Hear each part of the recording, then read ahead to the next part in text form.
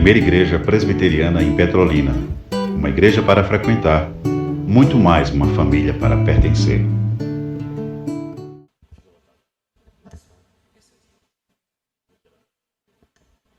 Meus irmãos, graça e paz, irmãos e irmãs que estão conosco, quero primeiramente agradecer a Deus essa oportunidade de estar conversando com os irmãos sobre um tema que acredito, bastante relevante especialmente para nessa condição de líder dos lares, né? Levar além da questão da liderança espiritual, também levar a liderança na finança dentro dos lares. Na verdade, vamos dividir, trocar uma bola aqui, estará conosco o nosso irmão presbítero Manuel também, e a gente vai, ao longo das próximas 5 horas, falar sobre dinheiro. Então, como nós vamos falar 5 horas sobre dinheiro, espero que todo mundo tenha trazido a carteira recheada. Trouxeram ou não? A ideia de hoje, meus irmãos, é a gente falar de uma realidade que tem acometido muitas famílias e, infelizmente, tem gerado também turbulências em muitos lares, que é a dificuldade de fazer gestão das finanças, das finanças familiares. Então, eu queria, desde já, convidar também aqueles que quiserem sentir a vontade de ir mais para perto, porque depois a gente fazer uma interação, uma pergunta, fica melhor de interagir também, tá? É importante fazer algumas observações iniciais. Uma delas é que a gente não está falando sobre esse tema porque temos algum conhecimento a mais, uma experiência maior, algum tipo de relevância no assunto. Simplesmente é um tema que a gente, a partir de estudos e conhecimentos, temos discutido em alguns fóruns, tá? Então, porque senão, às vezes, a gente tem a pessoa que fala assim, então ele deve ter muito dinheiro, né? Não é bem assim, né? Então, é igual você vai, às vezes, num determinado médico e você fala assim, rapaz, esse médico aí está recomendando determinados cuidados médicos, mas eu olho para ele e não parece referência não, tá? Então, nesse tema, nós não podemos ter ideia que vamos falar sobre finanças porque sabemos mais sobre finanças ou porque nós temos uma condição diferenciada sobre esse assunto. Mas porque é um assunto importante para a gente mesmo discutir, porque na prática, historicamente, a gente quase não fala sobre isso nas vidas. Em geral, meu irmão, a turma não está passando não, se você puder passar para mim, viu? Em geral, a gente não conversa muito sobre isso. Na verdade, não conversa muito sobre isso em quase nenhum dos lugares. Inclusive, eu coloco nesse próximo slide, que o irmão vai me ajudar passando aí, ele fala sobre por que é importante falar sobre finanças. E um dos primeiros que eu coloquei só 2 tópicos, pode ter muitos motivos para falar sobre finanças, né? Mas eu coloquei 2 tópicos que eu acho bastante importante. O primeiro é porque devemos combater uma baixa cultura que o Brasil tem sobre planejamento financeiro. As pessoas estudam anos e anos nas escolas, se formam, saem mestres, doutores, médicos, engenheiros, etc. E no final não tem uma aula sobre gestão financeira. Diferente do que ocorre em outros países, onde a cultura do orçamento é muito mais presente. Isso faz com que as pessoas naturalmente cresçam e se desenvolvam entendendo que podem vivenciar financeiramente a rotina de um modo automático. E isso faria com que, sem ele pensar, as coisas dariam certo. Então, quando o assunto é finanças, fazer sem pensar não dá certo. E a gente precisa falar sobre isso e falamos muito pouco. Às vezes até falamos no corredor, tal, sobre pontualmente, mas a ideia é hoje a gente poder abordar um pouco mais esse assunto e alguns conceitos básicos, e é lógico que não ser exaustivo, né, porque o assunto ele é vasto, mas por isso a gente pensou na ideia de falar sobre a gestão da finança familiar, o impacto no lar cristão, e a gente colocou 3 perspectivas, né? Chamamos, vocês viram lá na capinha do slide assim, do equilíbrio à independência. São coisas diferentes, são etapas diferentes de uma gestão financeira dentro dos lares. Em média, a população brasileira não alcançou a primeira etapa, que é o equilíbrio financeiro. Elas vivem em desequilíbrio financeiro quando o assunto é orçamento familiar. Então, o desafio é a gente conversar um pouco sobre alguns elementos que são essenciais, premissas, prerrogativas, para que cada um, a partir dessa vivência e desse entendimento, possa se preocupar um pouco mais e viver diferente do que foi ensinado historicamente a viver. Ou seja, pensar em viver as finanças de um modo organizado e não aleatório. Então, eu vou tentar trazer um pouco mais abordagens falando sobre o equilíbrio e depois nós vamos dar uma segunda etapa, que aí é a independência financeira, que nosso irmão, o presbítero Manuel, vai tratar conosco. Tá joia? Então, e o segundo elemento que eu coloquei como por que falar sobre planejamento é porque a questão financeira, meus irmãos, ele efetivamente influencia muito na questão da paz e do equilíbrio nos lares. Quando existe um problema financeiro grave nas casas, a gente analisa as estatísticas aí, principalmente relacionada a, inclusive, separações, litígios, tem muita influência da gestão financeira ou da falta de gestão financeira no lar. Claro que isso é associado a outros problemas nos lares, mas o cerne, o dinheiro ali, a falta ou exagero, ou a descompensação ou a desconfiança sobre finanças, tem gerado, de fato, muitas tragédias nos lares. Por isso coloquei como um segundo tópico de atenção. Então, nesse momento é importante você pensar, se você particularmente não tem dedicado tempo, porque não foi instruído, porque nunca se preocupou, porque acha que é complicado, porque é muito difícil, ou percebe que a questão da gestão financeira tem influenciado já o teu lar, ou o lar que você pretende formar, para quem é solteiro, né? É importante dar uma atenção especial, não só nesse momento, mas claro, daí para frente, tendo como impulso esse primeiro momento. Se você ler Provérbios 21:20, ele vai trazer uma observação de que na casa do sábio há comida e azeite armazenados, mas o tolo devora tudo o que pode. Aqui já tem um ensinamento incrível, né? Na casa do sábio, sabe que ele tem comida e azeite, tem mantimento por algum motivo. Certamente não chegou lá, de repente encostar e falar, fica à vontade, essa comida é sua. Não foi assim. Então, considerando isso, eu queria trazer alguns elementos para os irmãos aqui. Existe um pensador moderno, ele chama-se Peter Drucker, é muito conhecido. Na verdade, ele é considerado o pai da administração moderna.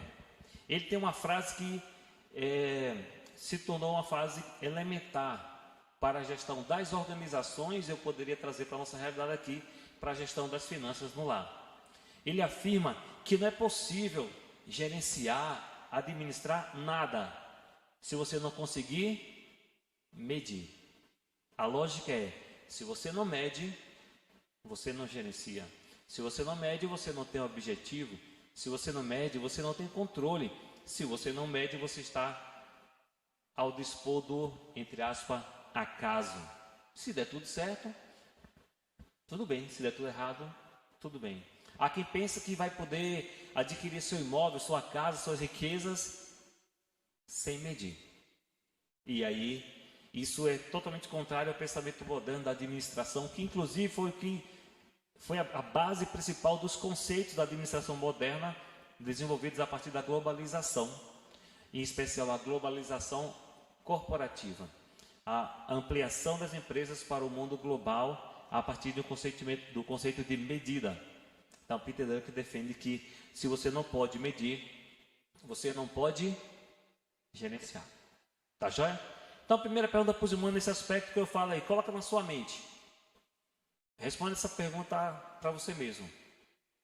Qual o seu custo mensal com as suas despesas essenciais? Quanto você gasta mensalmente com suas despesas essenciais? Essa pergunta pode gerar duas dificuldades para você responder. Primeiro, você saber o que é custo essencial. Segundo, você descobrir que nunca fez essa conta. Mas se alguém fez, já está com 50% do caminho andado. Se você hoje não sabe dizer qual é o seu custo médio mensal com despesas essenciais, bem-vindo. Bem-vindo a esse momento. A gente precisa conversar muito sobre finanças no lar e a gestão dos seus compromissos com o presente e com o futuro da sua família. Tá joia? Todo mundo conseguiu fazer a conta, já sabe, né? Não? Parece que não. Alguns talvez sim. Então, vamos falar mais sobre esse assunto. Outra questão importante, a gente falou que é a gestão da finança familiar. Se a gestão é de finança familiar, a pergunta é: quem deve participar efetivamente das discussões sobre finanças no lar? Quem? Esposas, filhos? Filho não. Filho só dá prejuízo? Não? Ou o filho pode contribuir bastante para o equilíbrio da finança do lar?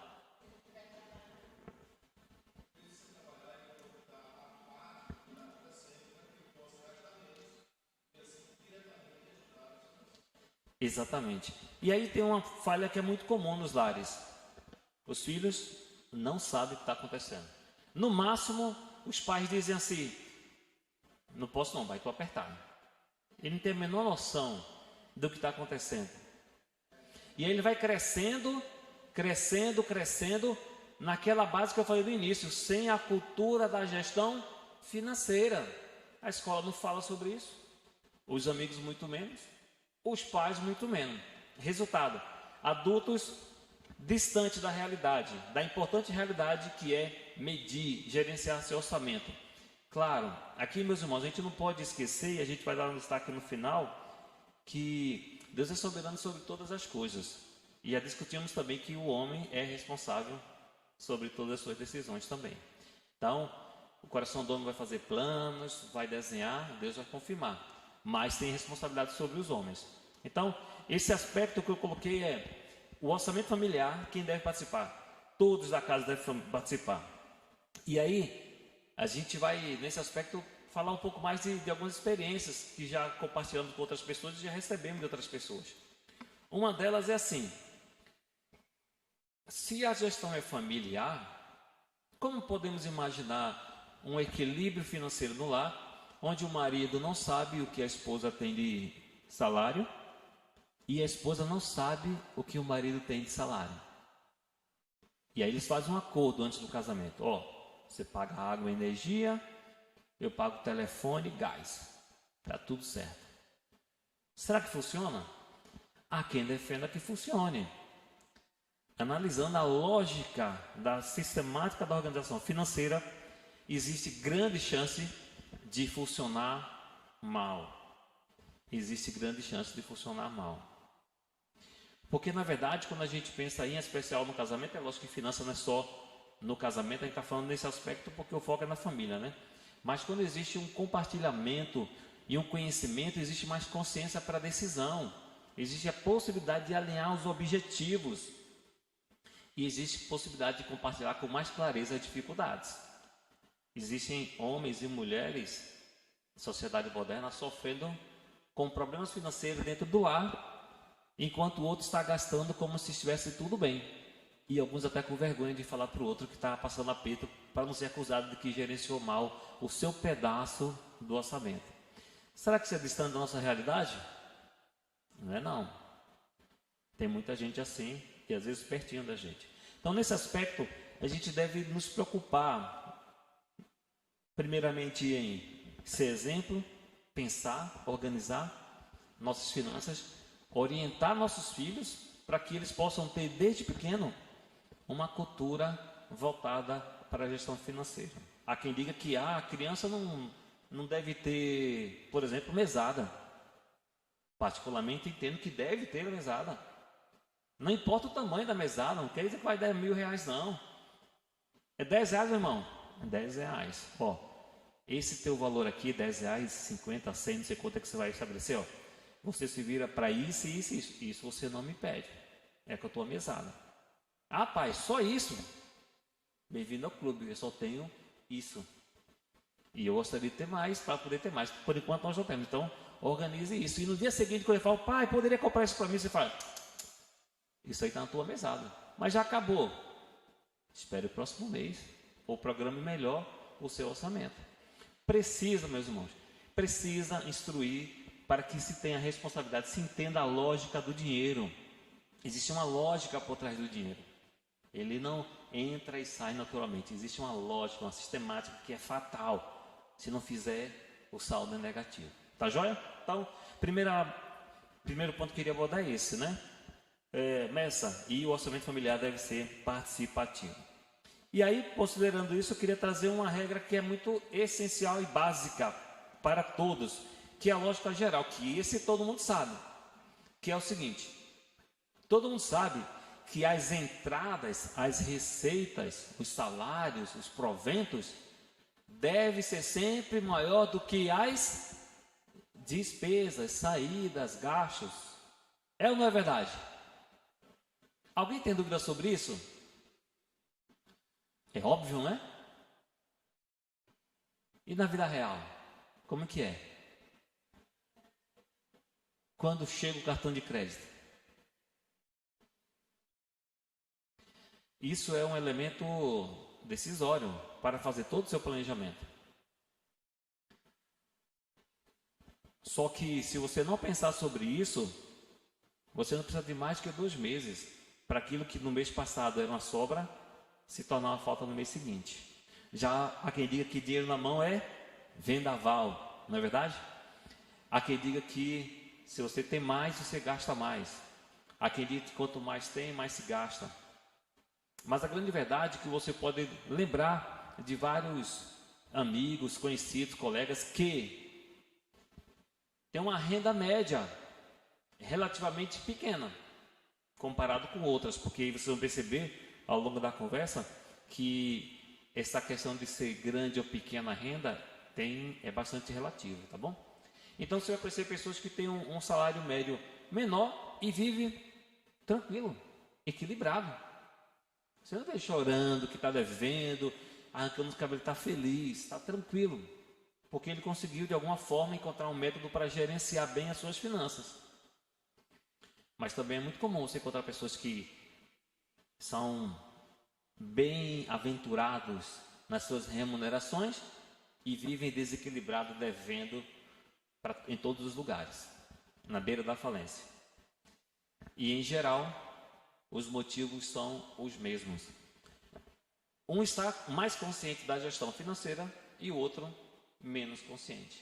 O menos consciente pode ganhar rios de dinheiro e vai viver sempre no negativo, porque não entendeu a lógica a receita tem que ser maior do que a despesa. É claro que a gente vai, à medida que a gente for organizando os números, vocês vão descobrir que essa lógica de receita maior do que despesa significa receita acumulada maior do que despesa acumulada. Não necessariamente dentro do mesmo período, a receita e a despesa vai ser iguais, ok? E aí você precisa entender como fazer para quando as despesas forem maiores do que a receita, você não entrar no caos financeiro.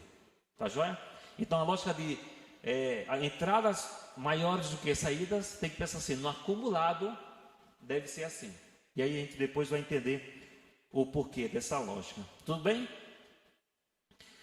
Outro elemento que eu queria trazer para vocês, e só para lembrar, fique à vontade para perguntar e conversar, tá? Existem muitas pessoas que fazem a gestão financeira bem detalhada, na ponta do papel. Ele vai na padaria, gasta R$2 de pão e anota no papel. Ele vai na sorveteria, tal, anota no papel. Ele conta isso, ele anota tudo. Ok, não é problema aí. O ponto de atenção é que quando você está focado nisso, você tende a estar olhando o que já passou. Quando é importante você também olhar o que vem. Ou seja, quando você está olhando o orçamento financeiro, é importante você olhar o que está para frente de você. Porque o teu passado financeiro vai te ajudar a organizar, mas ele não é onde está o teu olhar principal. E às vezes você vai gastar bastante tempo tentando controlar cada real que gasta e no final das contas vai desistir de fazer esse controle porque é trabalhoso. Então, tão importante ou mais importante do que você ficar controlando no real do que você gastou no dia a dia, é você pensar para frente e enxergar em que direção está indo o teu orçamento. E aí a gente coloca essa observação. Planeje o médio e longo prazo, ou seja, você deve olhar as suas finanças pelo menos um ano. Então, se no início eu perguntei para vocês qual que era o valor que você tinha de despesas médias essenciais por mês e você concluiu que está sob controle e você ou outros concluiu que não estava sob controle, a minha pergunta é o seguinte: qual será o seu saldo financeiro daqui a um ano, em maio de 2024? Você saberia me dizer?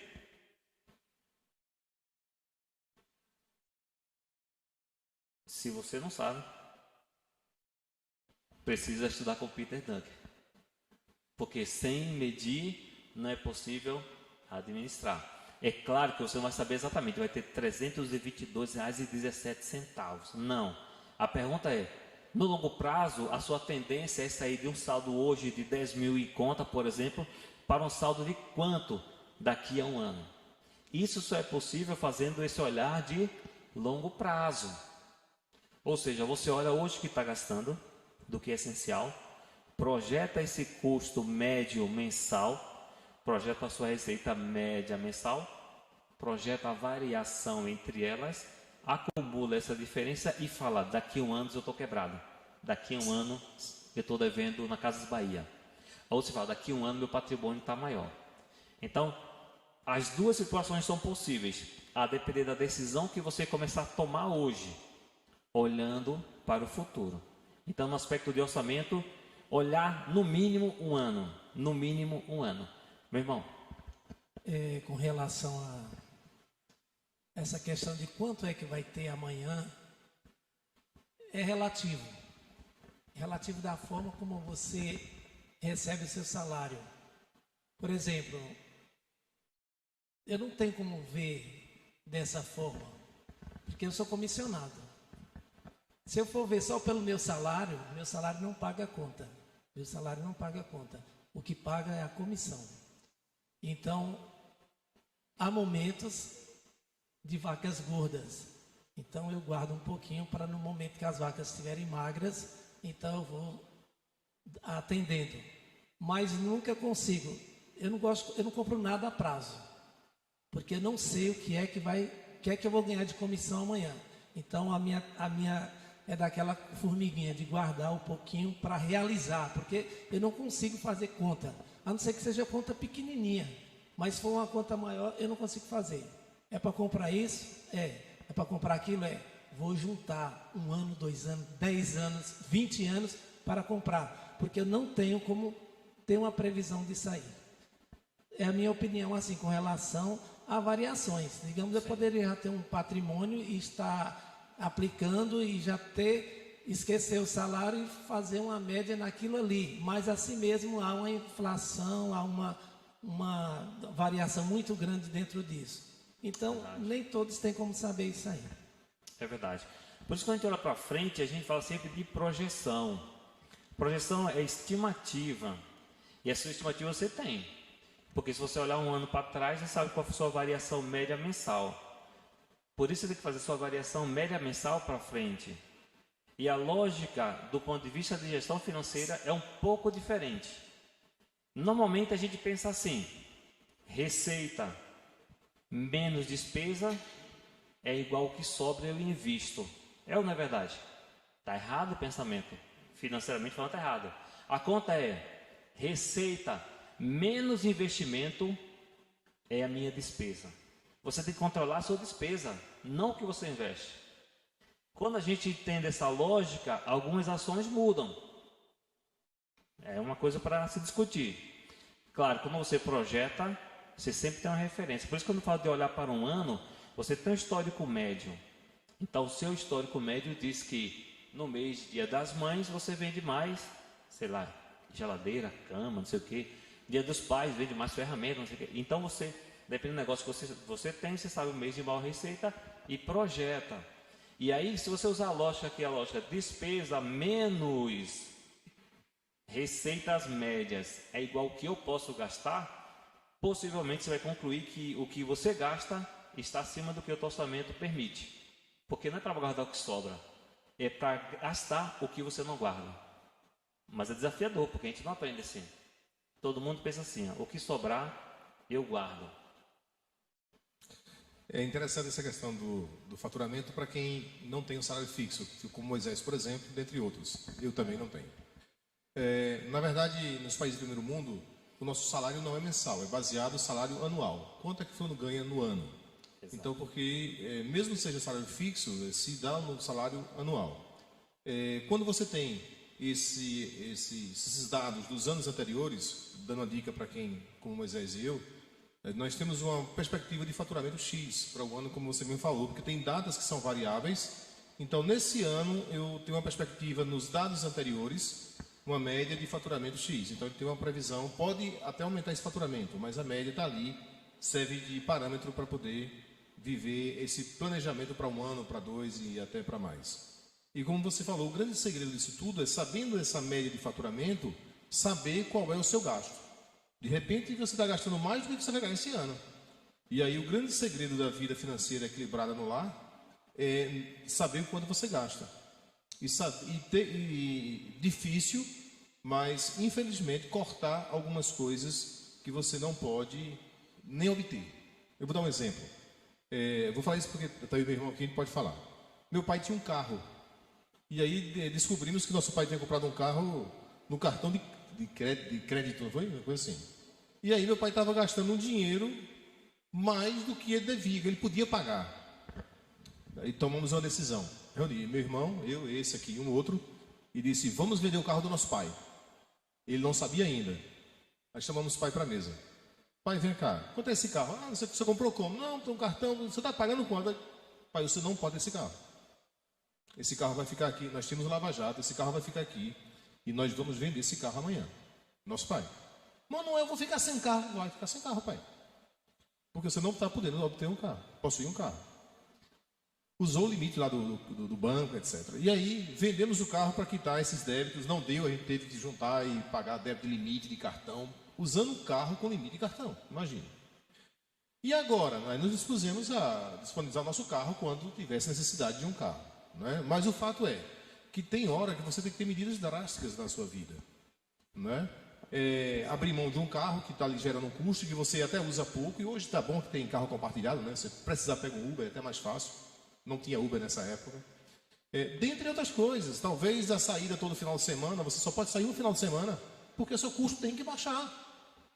Talvez você vai ter que tirar a sua escola do seu filho da escola particular e colocar na escola pública. O seu custo tem que baixar.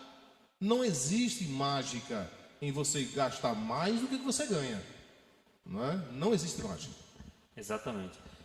E é desafiador porque, mais uma vez, eu queria que vocês sempre lembrassem disso. Nós crescemos, quem está aqui tem no mínimo 30 anos, foram 30 anos sem ser muito estimulado nessa questão. E é difícil, porque a gente às vezes, inclusive, às vezes a gente está aumentando a receita, o salário, por alguns motivos, né? Deus vai abençoando, se aumentando, e você vai automaticamente já adequando suas despesas também para aquilo. A gente vai falar sobre isso daqui a pouquinho, porque o tempo vai ser... Alisson, por favor, o tempo vai ser... Não vai ser fácil para todos nós, né? Graça e paz, meus irmãos. Amém, meu irmão. Eu queria voltar só um tópico aqui com o irmão Luciano. Quando o senhor falou que, e realmente é verdade, hoje a maioria das separações dos casais é por causa financeira. Aí eu pergunto para o senhor, no modelo em que quem ganha mais paga mais, na porcentagem de um universo de 100% da despesa, o marido paga 80%, a mulher paga 30% ou vice-versa, funciona esse modelo? Quem ganha mais paga mais? Aí são experiências. A minha experiência é até onde eu consegui alcançar com as pessoas que eu tive a oportunidade, inclusive de conversar com pessoas que passam por dificuldades financeiras, na minha visão, funciona mal. Porque você já partiu do pressuposto que existe duas famílias lá dentro e não uma. Quando você casa, se torna um. Não importa se o homem ganha mais ou se a mulher ganha mais. Vai ter um momento da vida normal, os homens vão estar ganhando mais e às vezes a mulher vai estar ganhando normal. É um saco só onde entra o dinheiro e é um saco só onde se tira dinheiro. Quando se separa, por mais equilibrado que pareça ser, imagina, o homem está recebendo, fazendo 70% da receita do lar e a esposa 30%. Ele se sente no direito, inclusive, de ter benécias maiores do que ela. Quando ela fala em comprar alguma coisa que é para o prazer dela, fala: você tem dinheiro? Ele tem? Então eu entendo que dinheiro é um. No lar cristão em especial, o dinheiro é um. E aí os dois conversam e decidem o que faz. Aí os outros sabem abertamente, claramente, o que está sendo feito com o dinheiro, o que não está sendo feito, qual a dificuldade, o que dá para comprar, o que não dá para comprar. Quando seu filho chegar na idade mais madura, ele vai saber o que é que você ganha, o que é que você não ganha. Espera chegar na idade madura para ele sair falando besteira para os amigos, né? Mas na idade certa ele tem que saber quanto você ganha, quanto o outro ganha, onde é que está apertando, para onde está indo dinheiro, porque ele tem que contribuir. Tá bom? Então, na minha percepção e experiência, eu não vou dizer que não funciona, porque tem muitos lares funcionando assim, mas eu entendo que numa balança funciona com dificuldade. Com mais dificuldades do que quando é transparente, aberto e um universo só. Mas aí são as experiências que a gente tem vivenciado. Cada irmão tem que pensar um pouco na sua realidade, tá bom? Esse conceito é interessante porque ele forma a base para as nossas economias e para o nosso controle orçamentário. Existem basicamente 5 conceitos importantes para discutir aqui. Na questão da saída, das despesas, é que devemos lembrar que existe aquilo que são gastos essenciais. O que é gasto essencial? É aquilo que você precisa minimamente para viver ou para sobreviver. Então, por exemplo, você precisa de uma casa para morar. Você não tem a casa nem você paga aluguel. É um gasto essencial. Você tem que pensar o seguinte: eu estou pagando o aluguel que eu consigo colocar no meu orçamento? Ou eu estou com uma casa melhor do que eu poderia? Então, dentro do gasto essencial, existe o essencial e existe o quanto você coloca em cada pedacinho do essencial. Tá joia? Então, você tem que comer, você tem que alimentar sua família, você tem vestuário, você conta de energia, conta de água, tudo isso são gastos essenciais.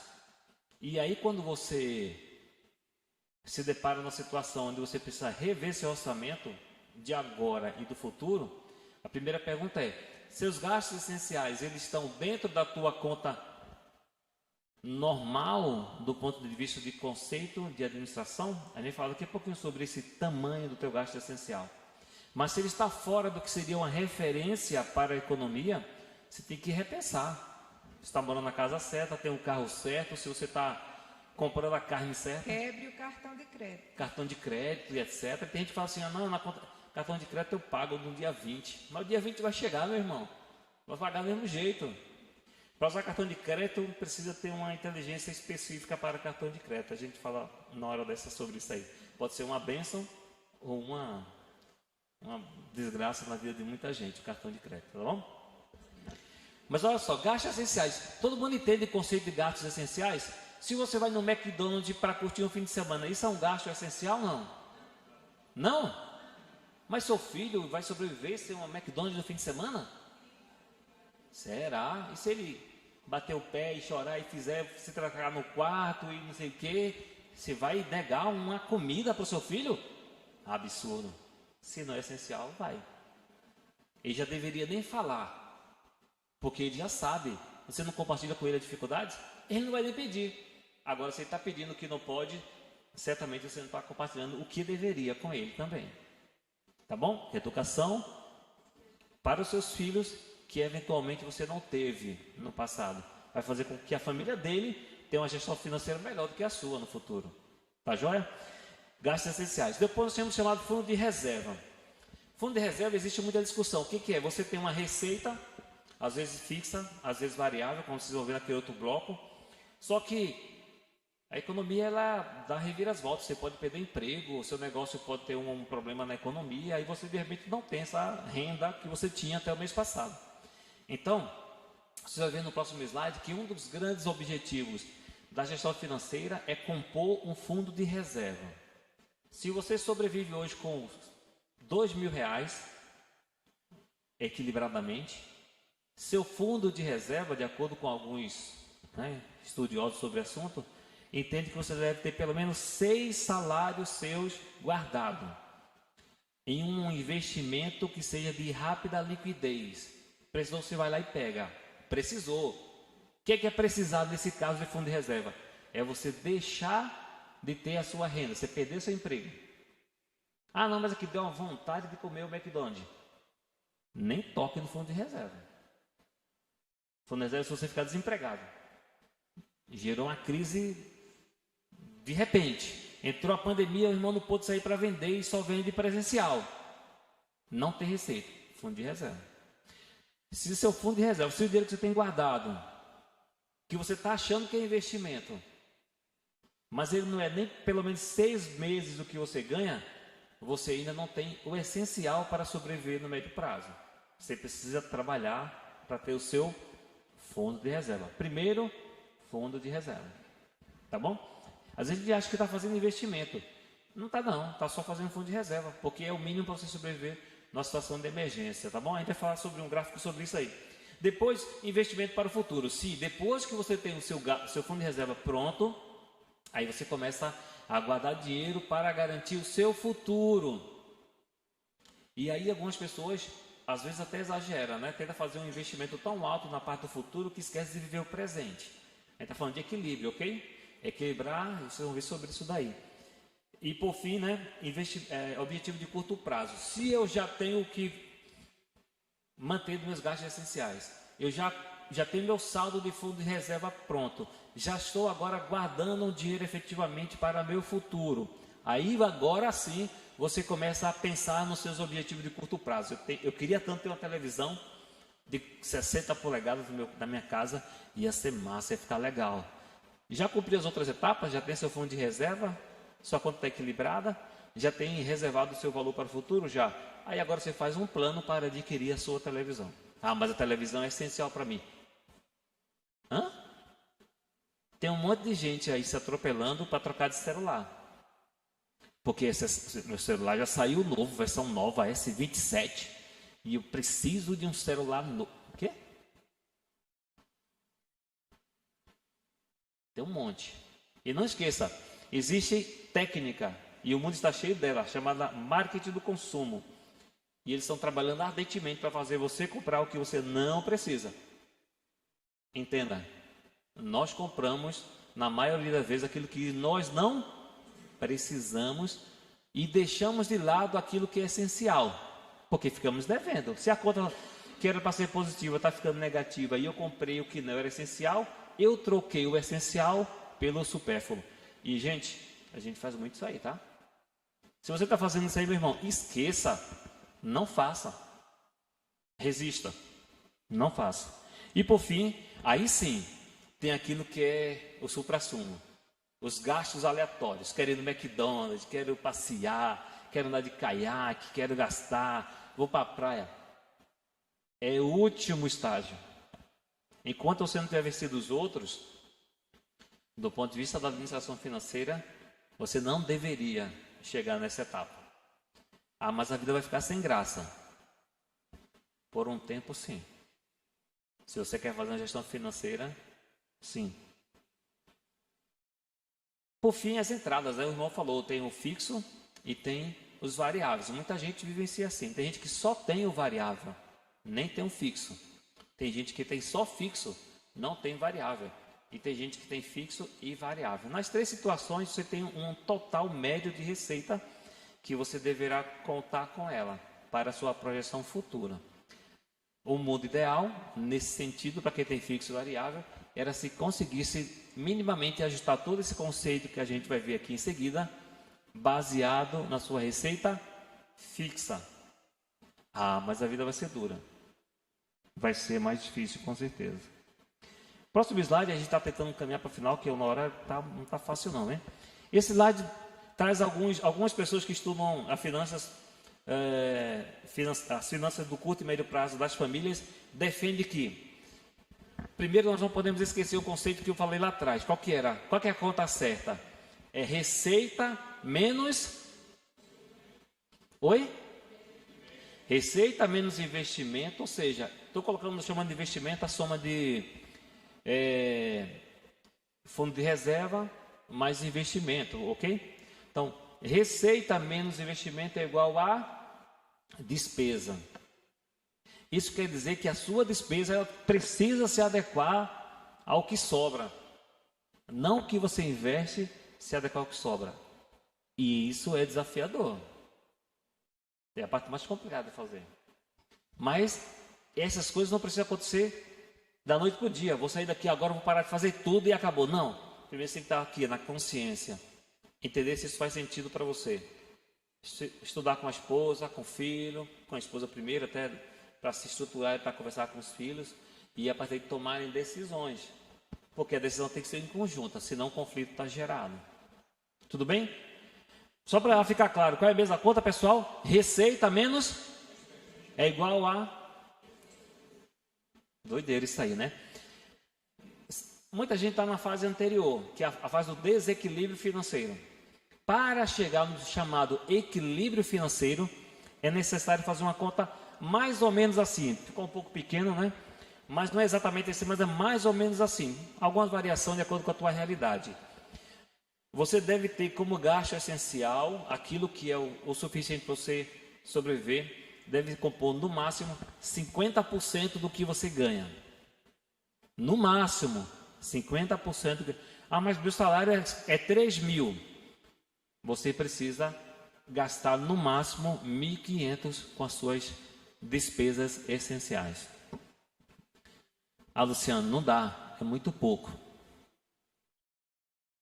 Você quer olhar para frente ou quer olhar para agora? Ah, eu quero olhar para agora. Ah, então tudo bem. Você pode gastar qualquer coisa. Mas se você quer olhar para frente, as tuas despesas essenciais é o aluguel. Estou falando das despesas extradão do McDonald's. É essencial. Tem que ser no máximo 50. Tá claro isso aí, pessoal? Fizeram a conta aí? A de vocês estão dentro disso? As suas despesas comuns, essenciais, está acima de 50% na sua casa? Se está, sai correndo. Cuidado. Faça a conta. Porque está prestes à ruína financeira. Não de agora, mas no médio prazo, com grande chance.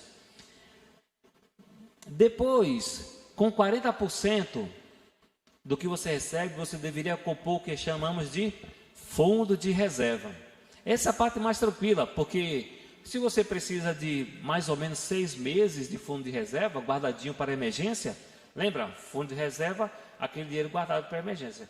Quer dizer que esse aperto de gastar 50% com o essencial só vai durar mais ou menos 6 meses, né? Porque se nesse período, depois de 6 meses, você vai ter feito já o seu fundo de reserva, você não precisa mais dedicar 40% a fundo de reserva. Aí já pode gastar tudo. É ou não é? Não, claro que não. Vem a fase 2, que é a melhor fase. Começa a ficar bom. Então, a primeira fase, se você não está nesse estágio, é importante você pensar como chega nesse estágio. Se preocupar com isso. Mas essa primeira fase é 50% você utiliza essencial, 40% fundo de reserva e 10% você pode ir ao McDonald's. Então, você 3 mil, você gasta 1.500 no essencial, água, energia, aluguel, etc, etc. Beleza? Guarda 40% disso, 40% de 3 mil dá quanto? 1.200, 4 vezes 3, 12, 1.200. E aí sobra 10% dos 3 mil, que dá quanto? 300. Aí 300 você pode torrar como você quiser. Só não esqueça que o mês tem 30 dias. Né? Senão você torra tudo na primeira semana, na segunda você não tem mais nada. Tudo bem? Ah, mas gastei tudo, precisei, fui numa festinha, gastei tudo na primeira semana. Eu vou pegar um pedacinho do meu fundo de reserva na segunda semana. O quê? Só se você estiver louco ou não entendeu a lógica. Porque senão você não pode tocar nesse dinheiro, não. O dinheiro está guardado, é fundo de reserva. Você só pode tocar no fundo de reserva depois de 6 meses. Depois de 6 meses você pode começar a gastar o fundo de reserva, correto? Sim ou não? Não, reserva é reserva. Só toca se for aquela situação que a gente falou lá atrás. Perda de receita inesperada. Tudo bem? É mais ou menos assim, já é um pouco complexo, né? Mas se você estava pensando que depois que passasse dessa fase, conseguiu compor seu fundo de reserva, você poderia aumentar suas despesas esporádicas para fazer festa, está enganado. Depois que você compôs seu fundo de reserva, você vai para a próxima fase, que é você deixar 50% no máximo lá, investido nos seus gastos essenciais. 30% agora sim, 30% você começa a fazer investimento para o futuro, pensando na sua aposentadoria, na sua vida lá para frente. É 30%. Ah, Luciano, mas 30% é muito, poderia ser só 29? 29 pode. Mas poderia ser só 10? Melhor não. Senão você vai gastar os outros 20. Com aquilo que não pode, porque o seu limite é 50% de essencial. Então você já tem um fundo de reserva, já se adaptou, sua vida está baseada nos 50% das suas receitas e agora você tem 30% dedicado para o uso de investimentos. Aí já dá para você pegar, não era 40% fundo de reserva? 30% foi para investimento futuro, 10% você começa a fazer aqueles planos de comprar coisas boas.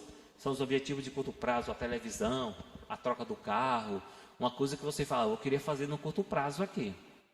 Tudo bem? Aí você usa 10% disso. E o restante, os 10%, mantém do mesmo jeito, gasto esporádico. Pode gastar à vontade, sem esquecer que o mês tem 30 dias. Tudo bem? Faz sentido essa conta para vocês? É fácil ou é difícil isso aí? O que vocês acham? Hã? É difícil? Disciplina? Emagrecer rapidinho. Meu irmão, sobre essas contas que nós comentamos, vocês têm dúvida, alguma pergunta sobre isso? Que eu vou caminhar já para o finalzinho, porque esse assunto ele é denso, dá para a gente conversar horas e horas sobre isso. Mas sobre essa conta, vocês entenderam a lógica dela ou não? A lógica é assim, você precisa construir para o futuro uma situação melhor da que você está hoje. Você pode falar assim, não, minha situação hoje é confortável. Ótimo. Pode ser muito melhor se você estabelecer uma rotina e uma gestão do seu orçamento. Mas minha vida está muito bagunçada. Eu tive contato com pessoas que não conseguiam sair do cartão de crédito. Fiz uma palestra parecida com essa há um tempo atrás na igreja. Depois a gente conversou com um casal lá. Graças a Deus eles se ajustaram. Mas eles não conseguiam sair do cartão de crédito. E o cartão de crédito ele é devorador. Não o cartão de crédito usado conscientemente. O cartão de crédito, quando você não consegue pagar, sabe, eu vou pagar só metade aqui. Pagar o mínimo, 20%. Você caiu numa armadilha tremenda. Mas o irmão falou certamente, para a gente conseguir evoluir, chegar nisso, você precisa só dessa palavra. Qual que é? Planejar é a parte mais fácil. O que você precisa, na verdade, é de disciplina. Cadê o trenzinho? Aí, disciplina. Disciplina é a essência para você conseguir chegar nisso. No início é mais difícil, é como qualquer exercício para emagrecer, exercício para comer melhor, exercício para estudar uma quantidade de horas por dia, porque precisa passar um concurso, é disciplina. Você saber que todo domingo você tem que estar na igreja, fazendo suas obrigações, é disciplina. E a gestão financeira é disciplina. Se você sucumbir na tentação de beliscar o dinheiro que não deveria ser beliscado, você está boicotando o seu próprio planejamento financeiro. Quer falar, meu irmão?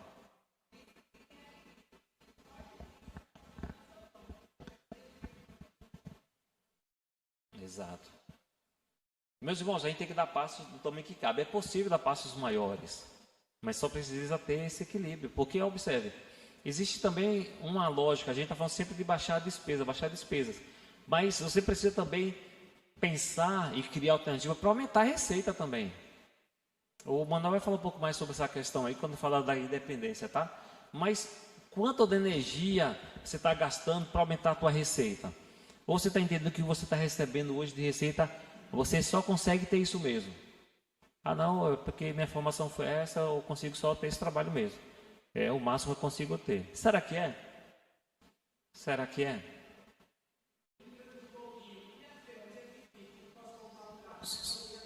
Não pode, não? A fé sem obras é morta, meu irmão. A fé sem obras é morta. A fé sem obras é morta. Como que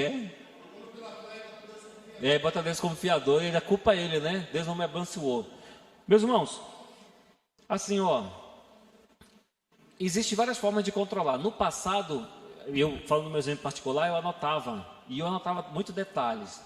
Assim, tudo que eu comi, foi um pão, não sei o quê. Para mim não funcionou muito bem de anotar tudo, porque depois eu me perdia. Não conseguia anotar pela dinâmica e falava assim, eu perdi o controle. Não vou controlar não, porque eu perdi o controle. Para mudar isso, eu mudei para números médios. Funcionou para mim. No papel, depois eu criei uma planilha no Excel. Hoje em dia tem um monte de aplicativo, né? Quem tem habilidade com aplicativo. Eu, particularmente, utilizo um aplicativo chamado, sem fazer propaganda, né? Porque não vai ganhar royalties, né? Mas chama Minhas Economias. É um aplicativo que você pode instalar no seu celular, da sua esposa, então você consegue compartilhar e dá para fazer uma gestão legal do agora e do futuro, tá bom? Mas tem vários aplicativos sobre isso. Mas cria o seu jeito, o importante é que seja simples. Se você criar um jeito muito complexo, você desiste no meio do caminho. Mas o horizonte é esse. Imagina um exemplo simples, você tem uma receita de 3 mil e consegue organizar para que você já tenha dentro do seu valor guardado o seu fundo de reserva e você tem no seu investimento mantido os 30%. Isso quer dizer que em um ano, fazendo esse trabalho consciente, 30% dos seus dos 3 mil vai dar quanto? 3 vezes 3, 900? 900 reais. Em 10 meses dá 9 mil e em 12 vai dar 10.800. 10.800 sem correção, mas você deixou uma aplicação que vai te render 0,8 ao mês. Você pode chegar, uma grande aplicação, que achar essa me avisa também, é bom. Mas quando você vai chegar depois de um ano, você tem 13 mil. Sabe quando você teria, se você não tivesse feito um exercício, um esforço nisso? 0 ou negativo. Vale a pena se esforçar. Vale a pena conversar com a esposa, com os filhos, vale a pena ser transparente, vale a pena cortar aquilo que está deixando o dinheiro se esvair. Uma vez eu estava falando sobre isso com os colegas da empresa, um dia do homem, a gente fez uma palestra sobre esse assunto. Eu comentei, eu acho que foi com o Manuel. Eu perguntei ao pessoal, vocês estão... Todo dia tem uma mulher que para um carrinho lá com uns lanches bem gostosos na frente do escritório. Tem o pessoal já manda foto no grupo do carrinho, a mulher chegando lá.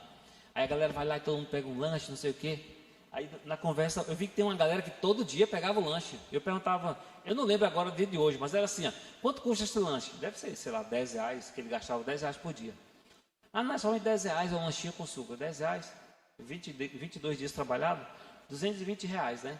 Quanto? 220, você já parou para pensar que você está gastando 220 reais com lanche, que você poderia trazer pronto de casa, nem gastar nem metade disso? A mulher ficou brava comigo, porque muita gente parou de comprar todo dia lanche com ela. Mas assim, a gente não percebe, está gastando. Ah, eu passaria a tomar água de coco todo dia, eu gosto de comprar uma cocada. É de pouquinho em pouquinho. Se está fora do teu gasto esporádico, controlado, não faça isso não. Você vai ter problema. Tá, João, meu irmão?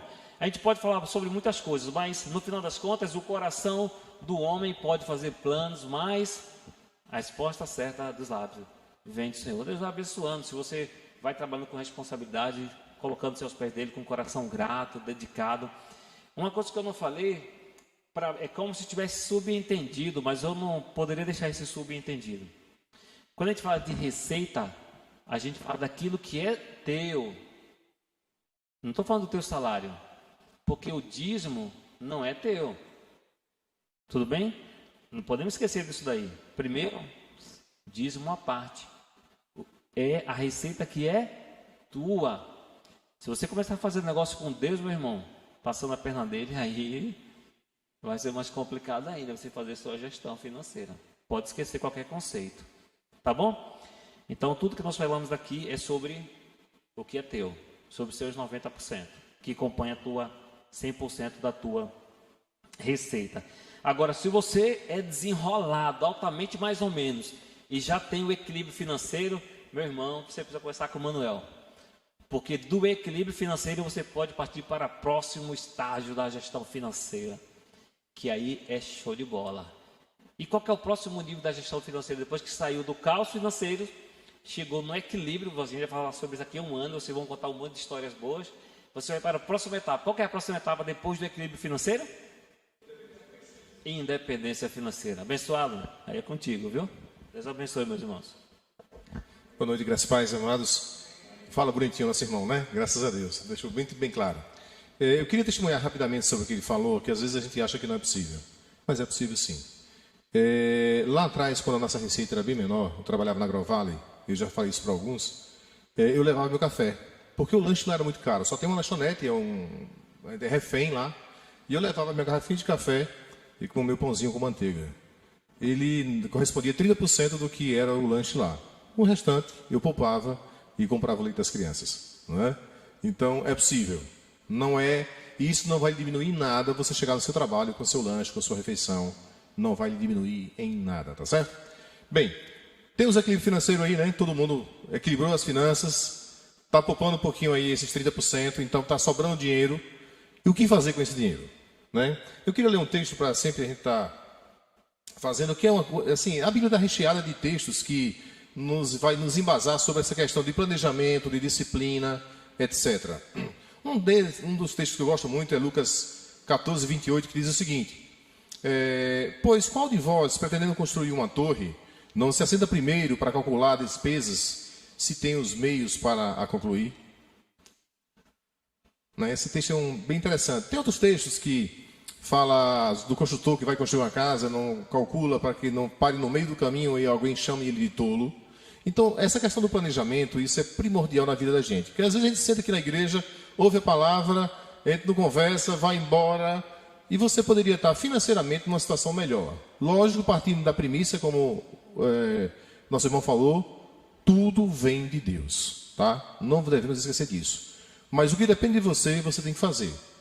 Que é fazer a tabelinha, conferir, voltar, ver os planejamentos de curto, médio e longo prazo. E eu queria te chamar para vocês aqui o seguinte: eu e Neuma, a gente já falou pouco, falou com alguns irmãos, alguns jovens, mas desde a nossa juventude nunca tivemos uma aula de gestão financeira, né? E sempre tivemos planos de curto, médio e longo prazo. Quando chegava numa etapa que a gente não estava conseguindo, sempre parava para revisar. Tá dentro daquilo que planejamos? Tá. Como é que está aqui? Como é que vamos fazer? O que vamos investir? O que é que devemos, então, cortar ou diminuir? Não é? E vivíamos uma vida tranquila, com toda... dentro daquilo que é possível, né? Sem nenhuma mesquinharia, não é? Alimentando bem, vivendo bem. Não é? Quem está aqui junto conosco há 29 anos sabe disso. Bem, partindo então na questão do equilíbrio financeiro, então nós temos aí 13 mil reais, basicamente, no ano para sobrar. Só que existe uma coisa na cabeça da gente que é o seguinte: sobre esses 13 mil reais, e aí você vai gastar esse dinheiro. Aí tá, sobrou 13 mil, acho que eu vou fazer uma...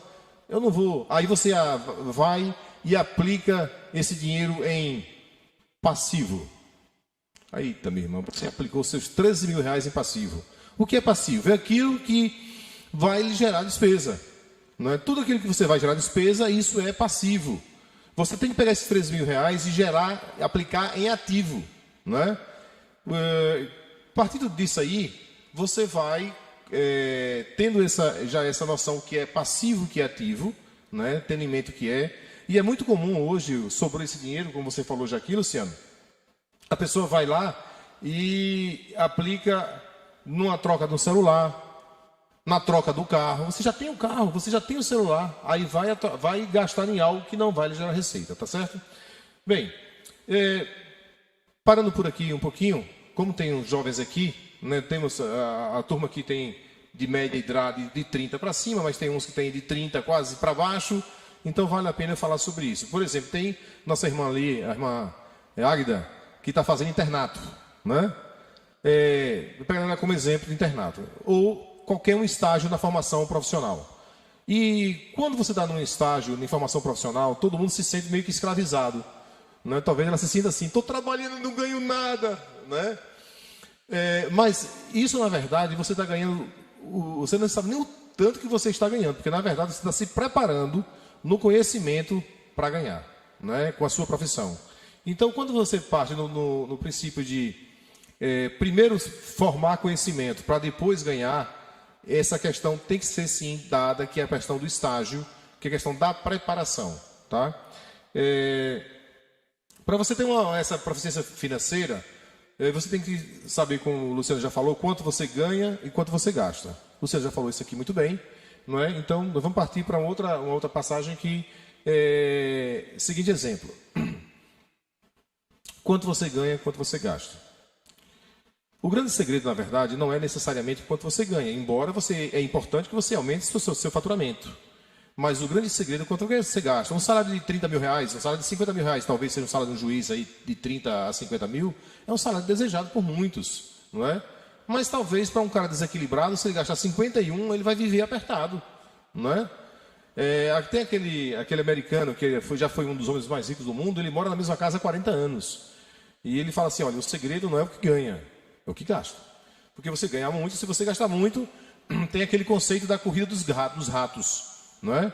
Que ele corre para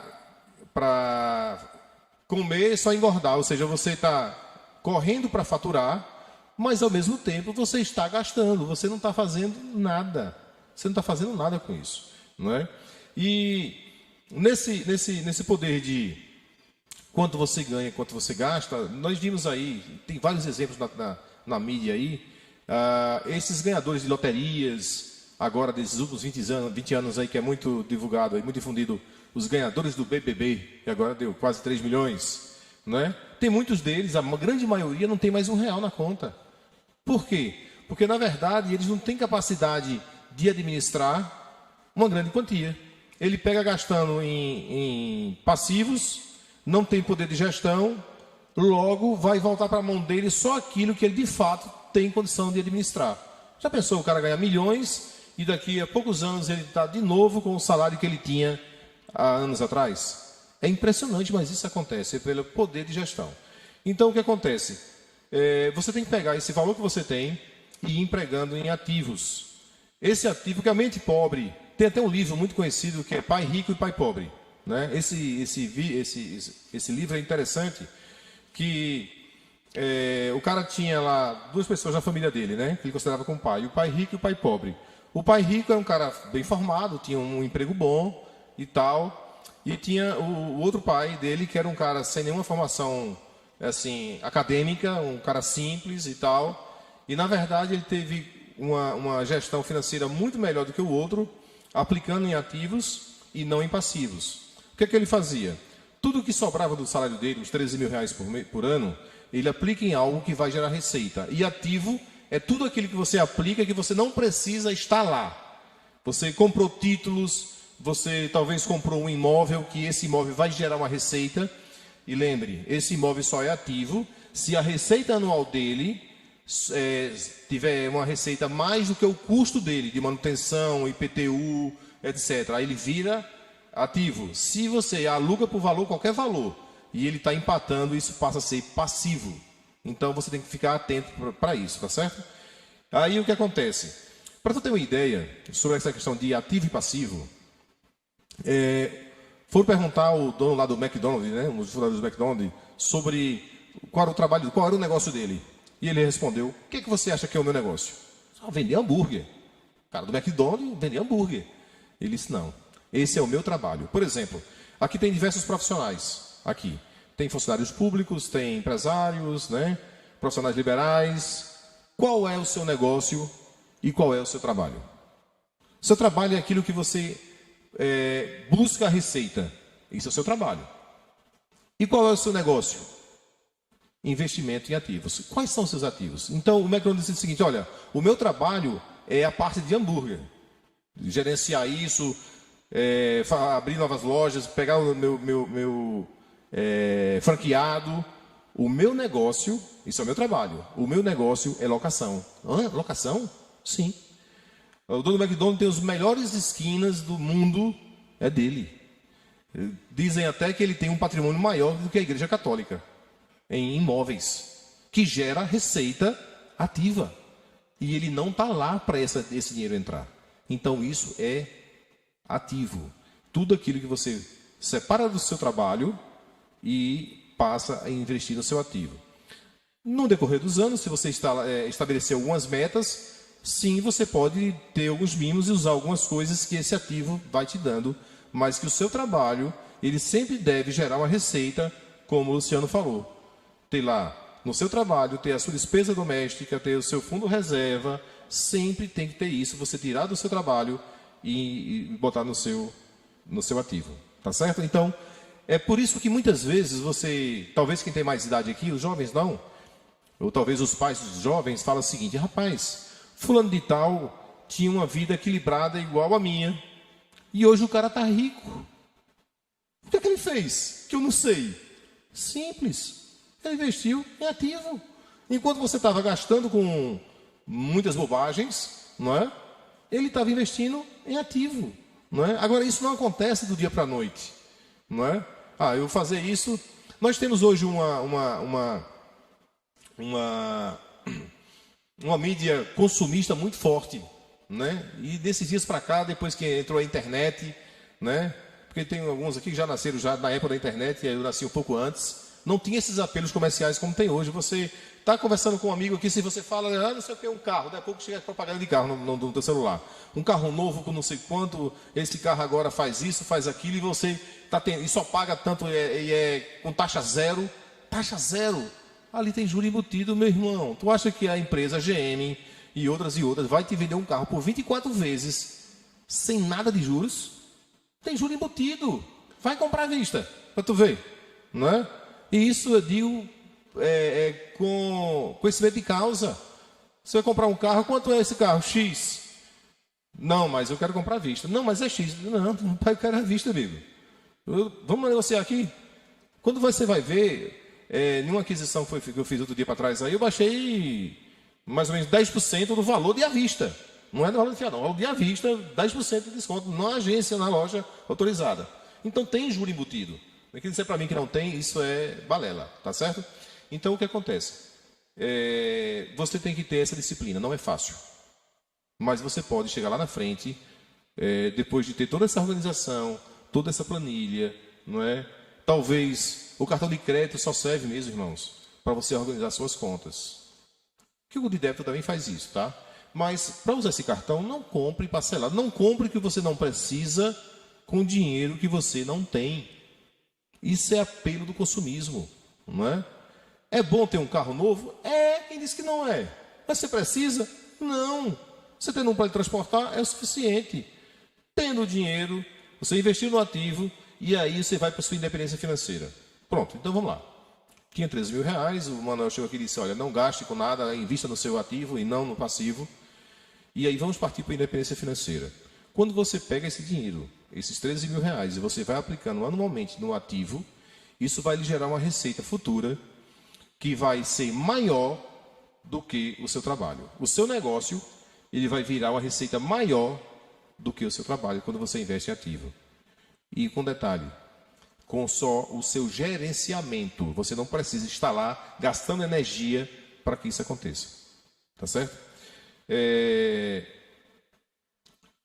O tempo, isso vai variar do mercado, do que você investe. Você pode investir em títulos, você pode investir em imóveis, como eu falei aqui agora. Você pode... Tem gente que tem habilidade para criptomoedas, né, para bolsa de valores. Né? Tem os conservadores, eu sou um investidor conservador. Né? Eu gosto de investir em imóveis, isso, todo mundo da igreja aqui sabe disso, eu sou conservador. Né? Teve uma certa feita aqui que chegou aquele negócio do... essas pirâmides que aconteceu há 10 anos atrás. Aí um dia eu estava aqui na igreja e chegou um irmão aqui na igreja bem empolgado. Disse, Manuel, tem um negócio aqui maravilhoso para você. Você investe. Eu disse, irmão, o que é? Eu disse, será que tem uma coisa nova aqui que eu não estou sabendo? Esses jovens, né, descobrem tudo. Não tem esse negócio aqui que você bota X e vai tirar não sei quanto por mês. Eu disse, meu irmão, isso é pirâmide, meu irmão. Não, rapaz, a fulano fez e se deu bem. Os primeiros que fizeram na região ganharam dinheirinho e depois quebrou. Teve até um irmão aqui que comprou um imóvel com isso, acho que o Caio comprou um imóvel com isso, mas foi o primeiro da região. Então, quem foi depois, ele ganhou dinheiro, o troço quebrou lá e já estava dentro do bolso dele. Mesmo assim, ele tinha a receber e não ganhou, os demais não ganharam nada. Alguns ainda perderam, porque isso ninguém vai dar nada para ninguém, tá certo? Então, quando você passa a investir em algo que é sustentável, que é sólido, às vezes esse ativo ele dá até menos do que em outro. Né, em outro ativo. Aí vai depender da sua habilidade, do dom que você tem, do poder de gestão que você tem. Né? Agora, um detalhe, viu, gente? Se você não quiser fazer isso não é fim do mundo, não. Tá? Você pode ver com o seu dinheiro lá, com o seu equilíbrio financeiro, vai viver bem, sem problema nenhum. Eu estou falando para quem quer ter uma independência financeira. Né? Requer alguns sacrifícios. Né?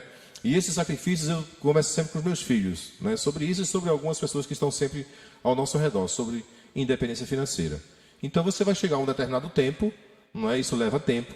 Você vai chegar a um determinado tempo com essa independência financeira, né?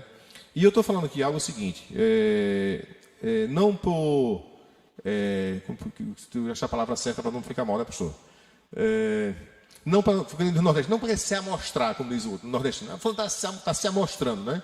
Não, eu e minha esposa chegamos aqui há 29 anos em Petrolina, tivemos todo esse planejamento, sem que ninguém nunca nos desse uma aula, nos desse um incentivo, né? E nós hoje temos nossa independência financeira. Se quisermos parar de trabalhar hoje, que é o nosso trabalho, nós temos receita que vai nos manter até o dia que o Papai do Céu nos levar, não é? Então, ou seja, é possível. Eu digo isso porque é possível, porque nós somos testemunhas vivas disso. É possível. Um pode ter começado mais cedo, outro pode começar agora, né? Manuel, eu já comecei há um tempo, ótimo. Eu não comecei não, Manuel, mas vou começar. Beleza, né? Todo tempo é tempo, desde quando você consegue equilibrar suas contas na estabilidade financeira, da doméstica, para ir para a independência financeira, não é? Eu queria deixar bem claro o seguinte, olha, que você precisar desse auxílio nesse sentido, tanto no equilíbrio como na independência financeira, tem o Luciano que está disposto aqui, disponível para a gente sentar, analisar, fazer uma tabela, lhe ajudar naquilo que for necessário. E aqueles que já estiverem nessa fase, que quiser para a segunda fase, Manuel, eu tenho valores, eu queria investir em ativos, o que é que tu me sugere? A gente pode sentar também e tentar lhe auxiliar nesse sentido. Estamos aqui para dividir a experiência e fazer com que você também tenha suba os mesmos degraus que a gente conseguiu subir. Tá certo? Era só essa palavra assim de incentivo, né, e dizer a você que é possível. Deixa eu baixar aqui que eu não...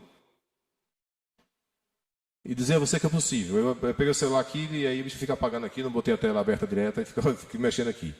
Viu? Veja bem. Então, independência financeira é possível. Só depende de você. O que é que você quer fazer nos próximos anos? Não que o seu trabalho é sacrificante. E pode até ser sacrificante. Você pode permanecer nele dentro de um planejamento, de um trabalho que vai lhe gerar uma certa receita, que é o seu trabalho, que vai lhe dar a sua independência. Não é? Até porque hoje as profissões estão muito rapidamente, surgem novas profissões e profissões outras se extinguem, né?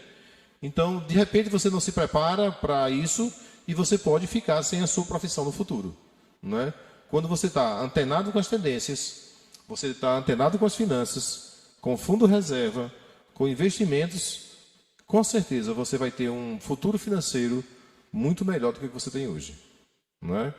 E eu, reforçando, é possível. Que Deus nos abençoe e que desperte em você esse desejo, não é? Se você tem essa receita. E deixando bem claro, isso não, eu estou falando isso não é que todo mundo tem que ser. Se você tem esse desejo, você quer se propor a isso, isso é possível. Isso é engenharia financeira. Viu?